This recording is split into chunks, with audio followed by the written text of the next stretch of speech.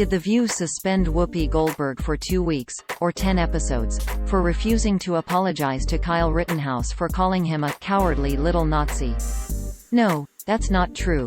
There is no record of Goldberg ever characterizing Rittenhouse with those words, and Goldberg remained as host of the week after the claim was published by a known satire site.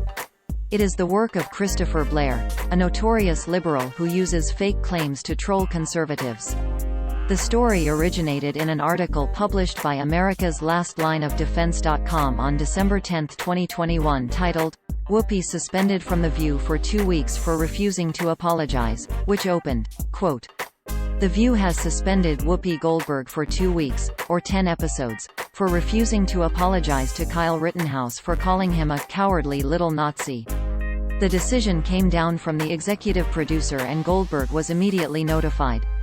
End quote. Users on social media only saw this title, description and thumbnail, quote, "Whoopi suspended from The View for 2 weeks for refusing to apologize. It may not sound like much, but 10 episodes is a lot of cash lost."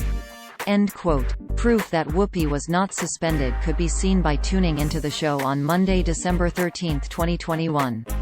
A clip from the day's show tweeted on The View Twitter account showed Goldberg in the host chair. Quote, "Do women care about men's height?" While promoting the new sequel #Spider-Man No Way Home, Tom Holland and Zendaya were asked about people making comments on the fact that she's taller than him, which they said was a non-issue. The co-hosts and Amanda Carpenter weigh in. pic.twitter.com/mzrq41qsb. The View. At The View, December 13, 2021. End quote. The site is part of the America's Last Line of Defense network of satire websites run by self-professed liberal troll Christopher Blair from Maine, along with a loose confederation of friends and allies. He runs several websites and Facebook pages with visible satire disclaimers everywhere. They mostly publish made-up stories with headlines specifically created to trigger Republicans, conservatives and evangelical Christians into angrily sharing or commenting on the story on Facebook without actually reading the full article, exposing them to mockery and ridicule by fans of the sites and pages. Every site in the network has an About page that reads, in part, quote, "About satire before you complain and decide satire is synonymous with comedy. Satire sati. Noun the use of humor, irony, exaggeration, or ridicule to expose and criticize people's stupidity or vices, particularly in the context of contemporary politics and other topical issues. Everything on this website is fiction.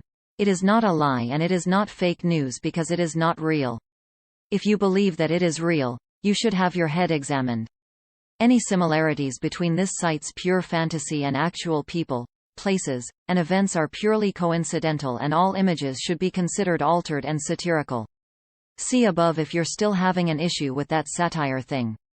End quote. Articles from Blair's sites frequently get copied by real, fake news sites who omit the satire disclaimer and other hints the stories are fake. One of the most persistent networks of such sites is run by a man from Pakistan named Kashif Shahzad Khokhar, aka Dashi Kashi, who has spammed hundreds of such stolen stories into conservative and right-wing Facebook pages in order to profit from the ad revenue. When fact-checkers point this out to the people liking and sharing these copycat stories, some of them get mad at the fact-checkers instead of directing their anger at the foreign spammers or the liberal satire writers. Others send a polite, "thank you" note, which is much appreciated.